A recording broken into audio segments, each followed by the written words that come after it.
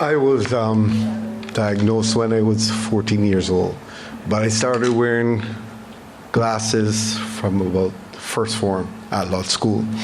And every year I would find that my lenses had to be changed, or every couple of months. And then I was referred to Dr. Connell. So that was a long time ago. I think she was the only specialist that dealt with things like that. Then after, I was referred, when she went back to England, I went to Dr. Reefer, who did my first transplant in 1995. So that was a good while ago. In 2002, I think, he referred, I think he had wanted to stop, and he referred me to Dr. Barker, who had returned home from, I think he was Australia, right? He had returned, and he did my second transplant, which was in 2002. So I've had this disease for more than about 45 years.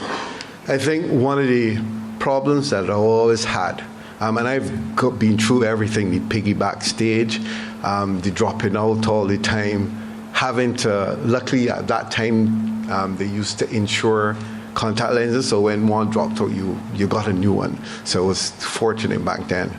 But I think one of the biggest problems for me, and this is because I'm a teacher, and I teach English, so the reading was always a problem. I remember wearing, before the contact lenses, there were glasses, and they were, they used to call me Coke bottles. They used to be really, really thick. But I think the best thing that ever happened, to be honest, was when I got the cornea transplant. And it was sort of inevitable because it happened around the third term, right after exams, both times, where you were doing a lot of marking. And one morning you just woke up and your eye was blurred, really, really blurred. And then you discovered you had to have the transplant. And I think the best thing was when I had that transplant, when after about a couple of weeks, when everything just cleared up. And it felt really, really good. And I was like, I remember thinking, now when a second I can collapse so that I can get the second transplant done. So it's got to be about 2002, that's about 16 years ago when I had the last one. And I think my quality of life has changed a lot then. I still have the occasional dropping out, but it doesn't happen often. It really doesn't. I have a real serious problem with the light and having to wear sunglasses, especially at night, because you can see here. I think people say that's a result of having squinting all the time. But I'll say that it was more difficult when I was a teenager. You know, you want to party. I was an athlete at school. I was even an athletic captain. And then you realize that you can't run as easy as you used to run because you used to be scared the contact lenses drop out.